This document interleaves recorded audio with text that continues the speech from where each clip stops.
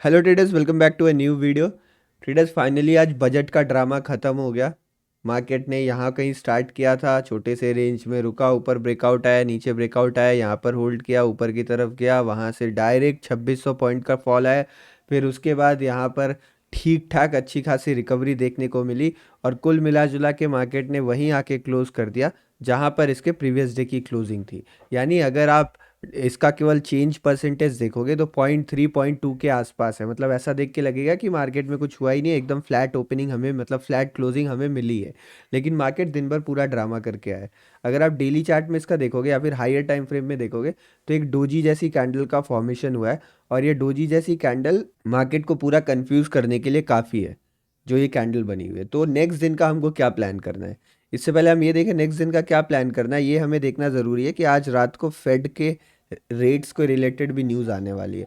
तो अगर देखो, ये बजट तो इंडिया का था, तो इंडिया के बजट से ग्लोबल मार्केट्स में कोई इम्पैक्ट नहीं पड़ा है। लेकिन ये जो फेड का न्यूज़ है उससे अब ग्लोबल मार्केट में इम्पैक्ट देखने को मिलेगा और मे बी वो इम्पैक्ट इंडियन मार्केट्स कल हमें एक्सपायरी के दिन कैरी ऑन करते देख सकते हैं।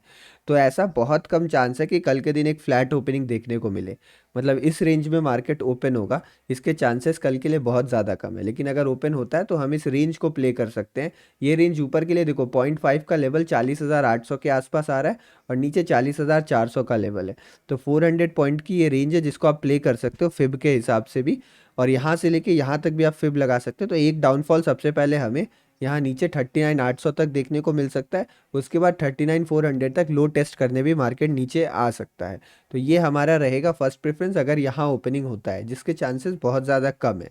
तो फिर कल फेड का जब रिजल्ट आ जाएगा आज रात को, तो कल ओपनिंग क्लियर हो जाएगी एक बार, तो हमें क्लियर आइडिया लग सकता है कि क्या होगा। लेकिन हम सिचुएशंस को डिस्कस कर लेते हैं कि अगर गैप अप या गैप डाउन होता है तो क्या सिचुएशन रहेगा। अगर देखो इस सिचुएशन में गैप डाउन यहाँ कहीं ओपन हो जाता है, इस जोन के आसपास, मतलब 39,800 के आसपास कहीं पर ओपनिंग हमें मिल जाती है, तो उस सिचुएशन में मैं यहाँ पर बाइंग ही प्लान करने का सोच रहा हूँ। इस लेवल से ऊपर ऊपर मैं बाइंग का ट्रेड प्लान करूँगा कि क्या पता मार्केट में गैप फिलिंग हो जाए। और क्योंकि यहाँ से एक अपसाइड मोमेंटम बहुत अच्छा आया हुआ है, तो एक यहाँ से भी अपसाइड मोमेंटम अच्छे आने की संभावनाएं हैं। तो इसीलिए यहाँ पर हम इस जोन में बाइंग का अटेम्प्ट करेंगे। लेकिन मान लीजिए अगर इसके नीचे कहीं ओपन हो जाता है, तो इसके नीचे ओपन होने से फिर क्लियर कट बाई या सेल बता पाना बहुत ज़्यादा डिफिकल्ट हो जाएगा। क्यों डिफिकल्ट हो जाएगा आप वो देखो, क्योंकि मार्केट इतनी बड़े मतलब डाउन आया, अपसाइड आया, आज का कैंडल कुछ नहीं बता रहा है। और अगले दिन फेड का भी रिजल्ट है और बजट का भी इम्पैक्ट एक दो दिन में, तो एक दो दिन तक तो चलता ही है।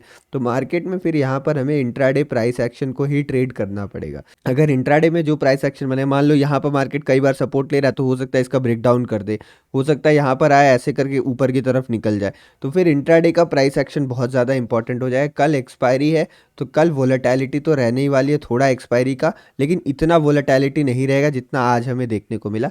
और प्लस प्रीमियम्स भी थोड़े एडजस्ट हो चुके हैं, तो अब कल हम प्रॉपरली ट्रेड कर सकते हैं based on our technical analysis. But opening अगर इस जगह पे होता है, यहाँ कहीं होता है तो ठीक है। बट अगर इसके नीचे होता है तो हमें प्राइस एक्शन देखना पड़ेगा। और अगर बहुत ज़्यादा गैप डाउन ओपनिंग हो जाता है तो भी आपको प्योर प्राइस एक्शन पे बेस्ड काम लेना पड़ेगा। कोई बायस लेके मत जाइए। अगर आप ये सोच रहे हो इतना फॉल आया है तो फिर हो सकता है मार्केट नीचे ही गिरे, तो ये ज़रूरी नहीं है, इस बायस को लेके नहीं जाएंगे। कुल मिला जुला के बजट को मार्केट ने न्यूट्रल कर दिया है, इतना मोमेंटम दे दिया लेकिन चीज़ें सारी न्यूट्रल हो गई हैं। तो ये हो गया फ्लैट और गैप डाउन ओपनिंग का सिनेरियो। अगर गैप अप होता है तो क्या करेंगे। अगर गैप अप होता है और इस लेवल तक कहीं गैप अप होता है, इस लेवल मतलब 41,200 के आसपास तक, तो मैं यहाँ तक थोड़ा सेलिंग का प्लान बनाऊंगा कि इस जोन के आसपास कहीं गैप अप होता है। मतलब आपको मैं पूरा जोन बनाता हूँ। यहाँ पर हम प्ले करने वाले न्यूट्रल, जिधर ब्रेकआउट होगा उधर हम प्ले करेंगे। और ये वाली जो जोन बचती है बीच में, ये हमारे लिए बाइंग जोन रहेगी और ये वाली हमारे लिए सेलिंग जोन रहने वाली है। इसके ऊपर हम इंट्राडे प्राइस एक्शन फॉलो करेंगे, इसके नीचे हम इंट्राडे प्राइस एक्शन फॉलो करेंगे। हमें ये ध्यान रखना है कि ये सपोर्ट है और ये ऊपर का रेजिस्टेंस है। तो ये कल के लिए हमारे पास प्लान होने वाला है किन किन जोन्स में हम डिवाइड करने वाले हैं मार्केट को। पेशेंस के साथ ट्रेड लीजिएगा। हो सकता है कई लोग आज ट्रेड नहीं लिए होंगे, उनको बहुत फोमो क्रिएट होगा कि मार्केट इतना पॉइंट चला गया, मैंने कुछ नहीं ट्रेड लिया यहाँ पर, तो कल वो पूरी क्वांटिटी से फुल पावर से उतरने वाले हैं मार्केट में। तो पेशेंस के साथ काम करेगा, कोई ज़रूरत नहीं। अगर आपको डर लगे कल, तो फुल पावर से उतर के गलत ट्रेड लेने की ज़रूरत नहीं है।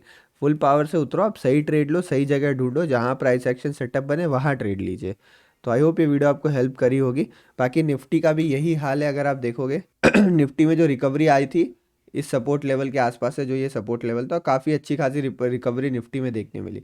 तो यहाँ भी ऐसे हम जोन्स ड्रॉ कर सकते हैं इस लेवल के आसपास, और यहाँ नीचे जो ये वाले लेवल है इस लेवल के आसपास, और फिर यहाँ पे जो बॉटम है तो ये वाला हमारे लिए न्यूट्रल जोन रहेगा जहाँ पर हम ब्रेकआउट ट्रेड करेंगे। यहाँ पर हम बाइंग का प्लान करेंगे, यहाँ पर थोड़ा सेलिंग का प्लान करेंगे। इसके ऊपर फिर हमें intraday price action volatility handle करना पड़ेगा, और सेम फॉर डाउन साइड। तो ये हमारा कल का प्लान रहने वाला है। बाकी कल अगर मार्केट इंट्राडे में कुछ करता है तो मैं टेलीग्राम पे अपडेट करूँगा, आप टेलीग्राम ज्वाइन कर लेना। चले मिलते हैं नेक्स्ट वीडियो में, थैंक यू।